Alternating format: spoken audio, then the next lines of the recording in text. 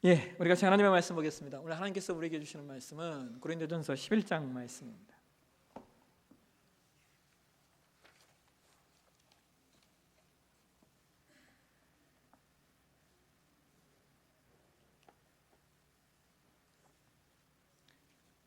고린도전서 11장 23절에서 29절까지의 말씀. 하셨습니까? 고린도전서 11장 23절에서 29절까지의 말씀 우리 함께 한 목소리로 같이 봉독하겠습니다. 내가 너희에게 전하는 것은 주께 받은 것이니 그 주 예수께서 잡히시던 밤에 떡을 가지사 축사하시고 떼어 이르시되 이것은 너희를 위하는 내 몸이니 이것을 행하여 나를 기념하라 하시고 식후에 또한 그와 같이 잔을 가지시고 이르시되 이 잔은 내 피로 세운 새 언약이니 이것을 행하여 마실 때마다 나를 기념하라 하셨으니 너희가 이 떡을 먹으며 이 잔을 마실 때마다 주의 죽으심을 그가 오실 때까지 전하는 것이니라. 그러므로 누구든지 주의 떡이나 주의 잔을 합당하지 않게 먹고 마시는 자는 주의 몸과 피에 대하여 죄를 지는 것이니라. 사람이 자기를 살피고 그 후에야 이 떡을 먹고 이 잔을 마실지니 주의 몸을 분별하지 못하고 먹고 마시는 자는 자기의 죄를 먹고 마시는 것이니라. 아멘. 조명을 위한 기도를 드리겠습니다. 하나님, 오늘도 우리에게 말씀을 주시옵소서. 주의 말씀이 우리 가운데 선포되어질 때 이 말씀, 오늘 나에게 말씀하시는 주의 음성으로 듣게 하시고 이 말씀을 부여잡고 한 주간 승리하게 하시고 특별히 성찬의 귀한 은혜가 우리 가운데 이 말씀을 통하여 풍성하게 도와주옵소서. 거룩하신 예수님의 이름으로 기도하옵나이다. 아멘. 오늘 본문의 말씀을 가지고 성찬의 은혜라고 하는 제목으로 말씀을 나누도록 하겠습니다. 16세기 종교개혁을 통하여 탄생된 우리 개신교회가 그 이전의 가톨릭 교회와 여러 가지 부분에서 다른 내용들이 있습니다. 그 중에 하나, 이제 가장 확실하게 드러나는, 가장 확실하게 눈으로 보여지는 다른 점이 바로 예배 예전의 차이점입니다. 가톨릭 교회는 예배 예전이 성찬 중심입니다. 그래서 그들은 매주 성찬을 합니다. 반면에 개신교회는 예배 중심이 성찬이 아니라 말씀입니다. 그래서 우리는 매주 성찬을 하지 않고 매주 성경 말씀을 듣고 배우는 것입니다. 그런데 그러면 성찬이 중요하지 않느냐? 그것은 아닙니다. 왜냐하면 우리 개신교회의 정통 교리에도 하나님께서 하나님의 백성들에게 은혜를 주시는 방편을 세 가지로 꼽고 있는데 그것이 바로 말씀과 기도와 그리고 성례이기 때문입니다. 하나님의 백성들이 하나님이 주시는 은혜를 무엇을 통하여 받게 되냐면 말씀을 통하여 받고 기도를 통하여 받고 그리고 성례전을 통하여 받는다는 겁니다. 그렇기 때문에 성례전이 하나님의 은총을 누리는 아주 중요한 수단이 되는 것입니다. 그런데 여기 성례에 있어서 이것도 개신교회와 가톨릭교회가 좀 다른 점이 있습니다. 가톨릭교회는 성례를 7가지로 정하여서 받고 있다면 반면에 개신교회는 성례를 딱 2가지만 받고 있습니다. 이 2가지가 무엇입니까? 세례와 성찬입니다. 우리 개신교회가 왜 세례와 성찬만을 성례, 즉 거룩한 예식으로 받고 있냐? 이유는 단 하나입니다. 성경에 기록되고 예수님이 제정하신 성례가 이 2가지 뿐이기 때문입니다. 그래서 우리는 예수님이 제정하신 세례와 성찬만을 성례로 받습니다. 그래서 네포스 하나님께는 성례 중에 세례는 이제 세례 대상자가 있을 때마다 절차에 맞게 학습 문답과 그다음에 세례 문답 교육을 통하여 세례 예식을 진행하고 성찬 예식은 1년에 4번을 진행을 합니다. 그 4번의 성찬식 중에 2번은 송구 영신 예배와 그리고 고난 주간의 고난일 금요 예배를 통하여 저녁 시간대에 성찬을 받고 그리고 낮 예배 시간에 진행하는 성찬식이 오늘 이제 맥주 감사 주일과 그다음에 10월에 진행되어야 되는 선교 주일에 우리가 또 한 번씩 해서 총 4번의 성찬식을 진행을 합니다. 오늘은 이제 맥주 감사절이지만 그러나 동시에 우리가 성찬식도 함께 진행하는 날이기 때문에 오늘 특별히 좀 이 성찬에 관해서 좀 말씀을 나누려고 합니다. 여러분, 우리가 성찬을 받으면서 먼저 생각하셔야 할 것은 우리가 받는 성찬이 과연 어떤 성찬인가라고 하는 거예요. 우리가 받는 성찬에 어떤 사상이 담겨져 있는가, 이것을 우리가 먼저 이해를 하셔야 됩니다. 성찬에는 크게 네 가지 개념의 내용과 사상이 있어요. 그래서 우리가 뭐라고 말하냐면 화채설, 공제설, 기념설, 그리고 영적 임재설이라고 이야기합니다. 그런데 이 네 가지 사상은 결과적으로는 세 가지예요. 왜냐하면 루터가 주장했던 공제설은 가톨릭 교회가 주장하는 화채설과 크게 다르지 않기 때문입니다. 화채설은 가톨릭 교회가 계승하는 성찬의 내용이고 사상인데요, 이 화채설이 뭐냐? 성찬을 행할 때 먹고 마시는 빵과 포도주가 실제로 그리스도의 살과 피로 변한다는 겁니다. 이게 화채설입니다. 성찬식에서 사제가 들고 기도한 떡과 포도주가 실제의 그리스도의 살과 피로 변화한다라고 하는 것이 가톨릭 교회의 성찬관입니다. 그리고 이것을 화채설이라고 말합니다. 그렇기 때문에 가톨릭 교회는 여러분이 이제 아마 보셨는지 모르겠지만 가톨릭 교회에서 이 떡은 아주 얇은 과자 같은, 그걸 우리가 이제 면병이라고 이야기하는데요, 그렇게 만들어서 이렇게 입에 넣어주기도 하고 이렇게 전달하기도 하고 합니다. 근데 이제 왜 그렇게 만드냐면 그 면병은 입속에 들어가면 그냥 싹 녹습니다. 이게 왜 그러냐? 예수님의 살로 변한 그 떡을 어떻게 우리가 이로 씹어 먹을 수 있냐, 그 얘기예요. 그래서 입속에 들어가면 그냥 싹 녹아버리도록 이렇게 만든 게 이제 면병입니다. 그러면 여러분, 예수님의 피로 변한 포도주는 어떻게 하겠습니까? 가톨릭 교회가 이것은 성도들에게 아예 안 줍니다. 그리고 사제가 다 마셔버립니다. 그래서 주일에 종종 이제 우리가 여러분 가톨릭 교회 가실 일은 없겠지만 가톨릭 교회 다니시는 분들이 종종 그런 얘기 하잖아요. 우리 그 주일에 사제들이 종종 취해 있다고. 근데 그게 이제 그럴 수밖에 없는 게 성도들이 마시는 포도주의 양을 사제가 대신 다 마시는 개념입니다. 그러니까 아주 상당한 양의 포도주를 성도가 많으면 많을수록 상당한 양의 포도주를 마시게 되는 거죠. 그래서 주일에 사제들이 취할 수밖에 없는 겁니다. 이러한 이제 화채설과 다르게 그다음에 또 하나의 극단에 있는 것이 뭐냐면 기념설입니다. 이 기념설을 우리가 다른 말로 상징설이라고도 이야기하는데요, 이것은 말 그대로 성찬이 그냥 기념하는 예식일 뿐이라는 거예요. 그게 어떤 다른 의미가 없다라고 말하는 것이 기념설입니다. 자, 그러면 여러분, 한 극단의 화채설과 또 한 극단의 기념설 사이에 뭐가 하나 남아 있어요? 영적 임재라고 하는 것이 남아 있습니다. 이 영적 임재설이 우리가 계승하는 성찬관입니다. 이 영적 임재설에 대해서 칼빈 선생이 이렇게 이야기를 합니다.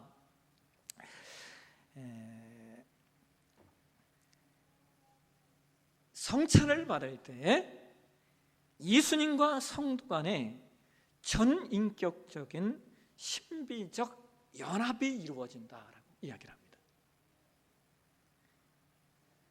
이것은 가톨릭 교회가 말하는 화채설과는 다릅니다. 왜냐하면 이것은 포도주와 잔에 어떤 그 자체의 초점을 맞추는 것이 아니라 그리스도와 나 사이의 연합에 초점을 맞추는 것이기 때문입니다. 그래서 우리는 가톨릭과 같은 그런 성찬과는 아니지만 또 그럼에도 불구하고 성찬을 경시 여기지 않습니다. 왜냐하면 성찬 시에 특별한 그리스도의 영적인 임재가 우리 가운데 있기 때문입니다. 자, 그러면 여러분, 우리가 이렇게 성찬에 임할 때 우리가 이 그리스도와의 심리적인 연합인 이 영적 임재인 성찬을 통하여 우리가 어떠한 은혜를 누리게 되는가? 오늘 저는 그것을 좀 여러분들에게 5가지로 좀 설명을 드릴 거예요. 내용이 많아서 좀 짧게 좀 설명을 좀 드리도록 하겠습니다. 첫 번째로 우리가 성찬을 받을 때마다 누릴 수 있는 은혜, 그것은 기억하라라는 거예요. 기억하라. 여러분, 오늘 우리가 봉독한 말씀 고린도전서 11장 24절과 25절의 성경 이런 말씀을 하고 있어요. 우리 함께 같이 한번 읽을까요? 축사하시고 떼어 이르시되 이것은 너희를 위하는 내 몸이니 이것을 행하여 나를 기념하라 하시고 식후에 또한 그와 같이 잔을 가지시고 이르시되 이것은 내 피로 세운 새 언약이니 이것을 행하여 마실 때마다 나를 기념하라 하셨으니. 자, 여러분, 여기 기념하라라고 하는 말은요, 기억하라라는 말입니다. 예수님 말씀하시는 거예요. 너희가 이 예식을 통해 나를 기억해 줬으면 좋겠다라고 말씀하셔요. 자, 그러면 여러분, 여기서 예수님 말씀하시는 그 기억은 어떤 기억일까요? 예수님은 우리에게 어떤 존재로 기억되길 원하실까요? 여러분, 예수님의 성탄절에 말구위에 누인 아기 예수님으로 기억되길 원하실까요? 아니면 이적과 기적을 행하신 능력자로 기억되길 원하실까요? 그것도 아니면 사람들의 마음을 감동시키셨던 어떤 탁월한 설교자로 기억되길 원하실까요? 여러분, 그렇지 않습니다. 여러분, 예수님께서 우리에게 기억되길 원하시는 것은 그 무엇보다 내가 너희에게 행한 일이 무엇인가를 기억하라는 거예요. 여러분, 그것이 무엇입니까? 그것은 단연코 십자가의 사건입니다. 예수님은 우리에게 말씀하셔요. 너희는 나의 십자가의 사건을 기억하라. 내가 너희를 위하여 피를 흘리고 내가 너희를 위하여 찢긴 이 몸, 이것을 기억하라라고 예수님 우리에게 말씀하십니다. 여러분, 성찬 예식을 통하여 예수님의 십자가의 사건을 기억하시는 저와 여러분이 되셨으면 좋겠습니다. 두 번째로, 우리는 성찬을 받을 때마다 어떤 은혜를 누리게 되냐? 그것은 선포하라라는 거예요. 선포하라. 오늘 본문 고린도전서 11장 26절의 말씀을 우리가 표준 세번역 성경으로 보시면 성경이 이렇게 번역을 하고 있습니다. 그러므로 여러분이 이 빵을 먹고 이 잔을 마실 때마다 주님의 죽으심을 그가 오실 때까지 선포하는 것입니다. 여러분, 우리가 주의 성찬을 받을 때마다 그리스도의 대속의 사역을 기억할 뿐만 아니라 그 대속의 사역을 선포하는 자로 살겠다라고 하는 결단이 우리 가운데 일어나야 됩니다. 그러면 여러분, 우리가 무엇을 선포하며 살 것인가? 여러분, 예수님이 이 땅에 오셔서 십자가에 죽으신 이유가 뭡니까? 여러분, 예수님이 십자가에 죽으신 이유가 어떤 자기 희생이라고 하는 어떤 고상한 도덕적 모범을 만천하에 보이시기 위해서 죽으셨습니까? 아니면 압제당하는 자들을 위해서 그들을 그 압제에서 풀어주는 어떤 혁명을 위하여 죽으셨습니까? 그것도 아니면 세상 사람들이 말하는 것처럼 4대 성인이 되시기 위하여 죽으신 건가요? 여러분, 예수님이 십자가에 죽으신 건 오롯이 단 하나예요. 그것은 바로 내 죄 때문입니다. 여러분, 누구의 죄요? 내 죄입니다. 당신의 죄가 아니라 내 죄예요. 내 죄. 너의 죄가 아니라 내 죄라는 거예요. 그래서 우리는 성찬을 통하여 무엇을 확인하시고 무엇을 선포해야 되는가? 여러분, 이것을 사도 바울이 고린도전서 15장 3절에서 이런 말씀을 하고 있어요. 우리 말씀은 우리가 같이 한번 읽겠습니다. 나도 전해받은 중요한 것을 여러분에게 전해드렸습니다. 그것은 곧 그리스도께서 성경대로 우리를 죄를 위하여 죽으셨다는 것입니다. 여러분, 바울이 뭐라고 말하는 거예요? 나도 전해받았습니다. 나도 전해받은 것을 내가 또 다른 사람에게 전합니다. 그것은 나를 위하여 죽으신 그 예수께서 십자가에 죽으셨다는 사실입니다 라고 말하고 있어요.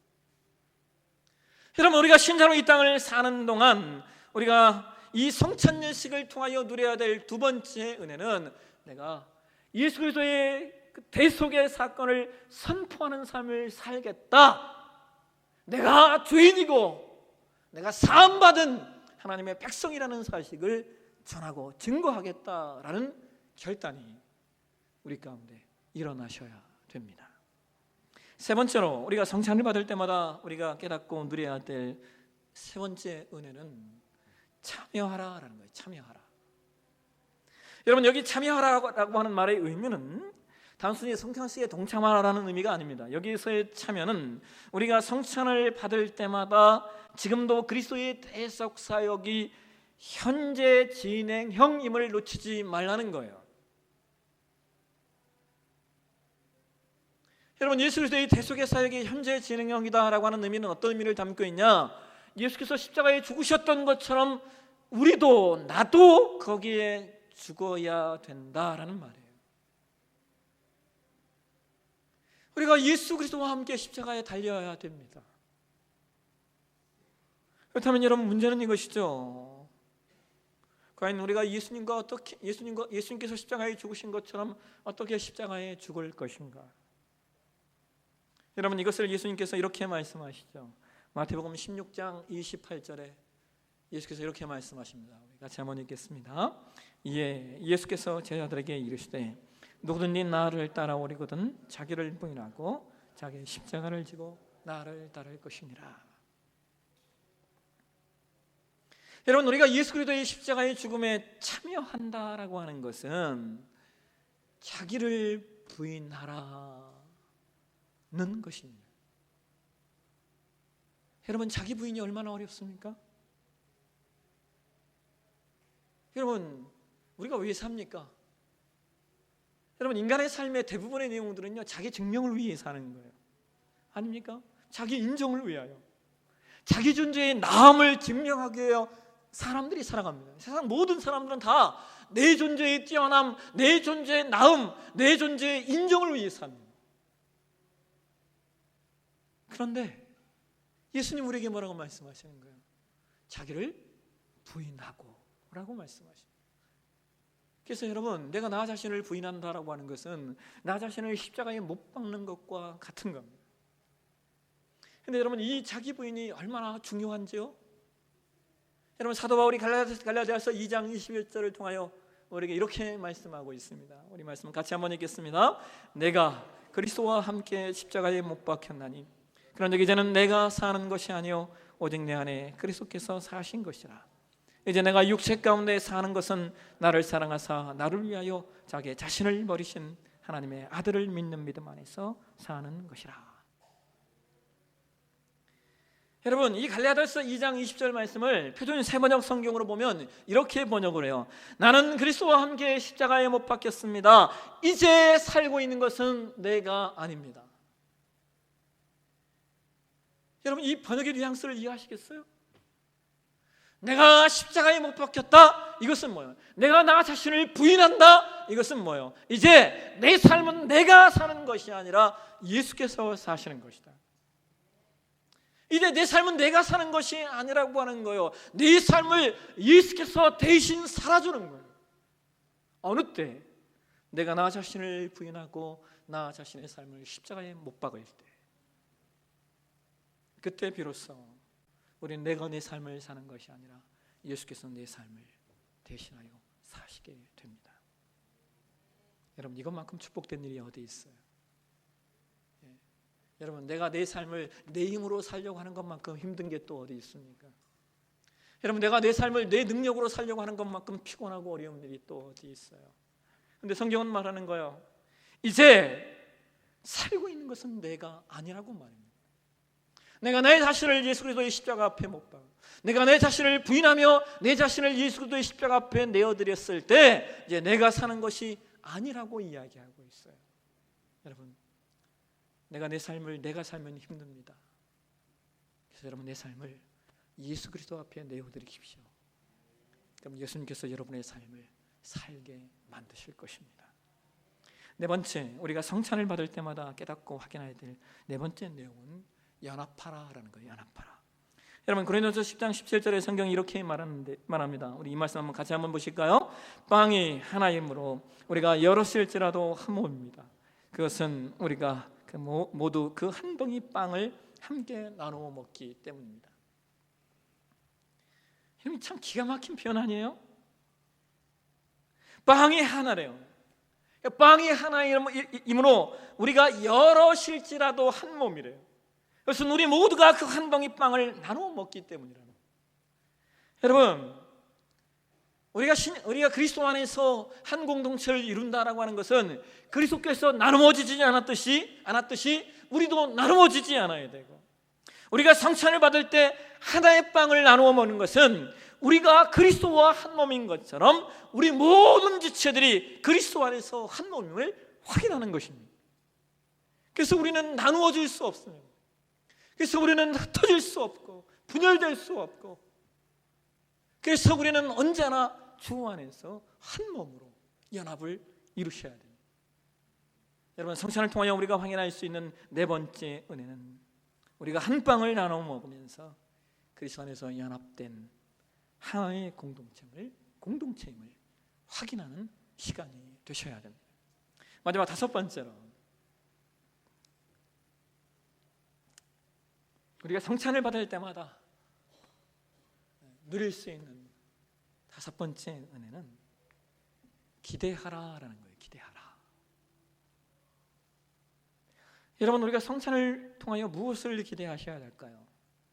여러분, 누가복음 22장으로 가시면 예수님께서 제자들에게 성찬을 이렇게 잡히시기 전에 성찬을 베푸신 후에 좀 성찬의 말씀과 조금 이상하다라는 싶은 말씀이 하나 등장을 해요. 누가복음 22장 17절과 18절 말씀인데요, 예수께서 이렇게 말씀하셔요. 이에 잔을 받으사 감사 기도하시고 이르시되 이것을 갖다가 너희들끼리 나누라.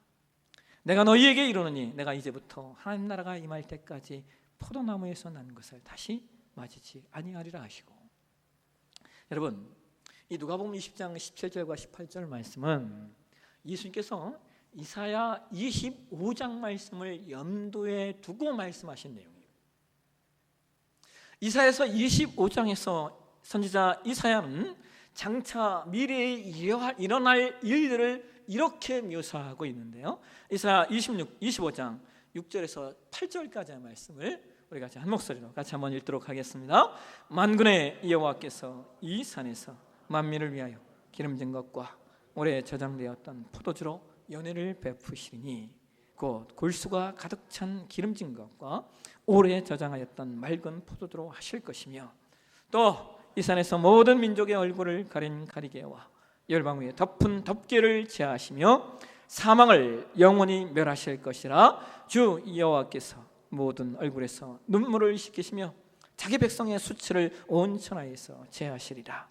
여호와께서 이같이 말씀하셨느니라. 아멘. 여러분, 이 말씀은 미래에 하나님께서 하나님의 백성들에게 베푸실 연회, 즉 천국잔치를 이야기하는 거예요. 그런데 여러분, 모든 사망이 사라지고 모든 사망이 멸해지고 모든 눈물과 수치가 사라진 그때, 여러분, 그때가 바로 언제이겠습니까? 그때는 바로 예수 그리스도의 재림의 때를 말하는 것입니다. 그래서 예수님은 제자들에게 성찬을 베푸시면서 도래할 하나님의 나라에 대하여 지금 말씀하고 계신 거예요. 여러분, 우리가 성찬을 통하여 깨닫고 확인해야 될 은혜는 바로 예수님이 반드시 재림하시고 반드시 도래할 하나님의 나라가 있다는 겁니다. 그래서 우리는 성찬을 받을 때마다 주님의 나라에 대한 기대, 주님이 이 땅에 다시 오실 것에 대한 소망, 주님이 이 땅에 빨리 오셨으면 하는, 빨리 오셨으면 하는, 여러분, 이 기대가 있으십니까? 여러분, 저는 하나님의 나라를 기억할 때마다 늘 기억나는 이야기였어요. 제가 자주 얘기했는데, 남포교회 박연서 목사님이 설교하시면서 그런 얘기를 해요. 나는 하루라도 하나님 나라에 빨리 가고 싶습니다. 하루라도 하나님 나라에 빨리 가고 싶습니다. 하나님이 나에게 은혜를 허락하신다면 우리 교회 장로님들하고 같이 빨리 가고 싶습니다. 하나님이 더 큰 은혜를 허락하신다면 우리 교회 권사님들하고 같이 빨리 하나님 나라에 가고 싶습니다. 근데 여러분, 이게 참 웃을 만한, 하나님 나라에 빨리 가고 싶다는 얘기는 뭐 예수님 재림하시잖아요, 빨리 우리가 죽어야 된다는 얘기잖아요. 근데 이 말이 하나도 웃기게 들리잖아요. 정말 그 간절함, 나는 하루라도 빨리 하나님 나라에 가고 싶습니다. 여러분, 이것이 신자의 고백이 아닐까요? 예수님의 이 땅에 오심을 기대하고 고대하는 이 신자의 바람, 하나님 나라에 대한 열망과 그 하나님 나라에 대한 기쁨과 기대. 여러분, 성찬 예식을 통하여 하나님 나라를 기대하는 귀한 시간이 되셨으면 좋겠습니다. 말씀을 맺겠습니다. 여러분, 오늘 우리가 받는 이 성찬 예식은 그리스도와 나 사이의 영적 임재를 통한 전인격적이고 신비적인 연합입니다. 그래서 이 연합을 통하여 우리는 그리스도의 대속 사역을 기억하고 선포하며 이 연합을 통하여서 우리 나 자신을 부인하고 나 자신을 부인함 뿐만 아니라 그 부인함 속에서 우리 공동체가 주 안에 한 공동체가 되어지고 그리고 무엇보다 주님 나라를 고대하는 하나님의 사람들로 세워주실 줄로 믿습니다. 시간 이어지는 이 성찬 예식을 통하여 우리 모든 죄들이 이 은혜 함께 누리시는 귀한 시간 되셨으면 되시길 주의 이름으로 축원합니다. 기도하겠습니다. 하나님, 오늘 우리가 성찬의 은혜 가운데 나아갑니다. 이 성찬 가운데 주의 한량한 은혜를 더하여 주시옵소서. 걸어가신 예수님의 이름으로 기도합나이다. 아멘.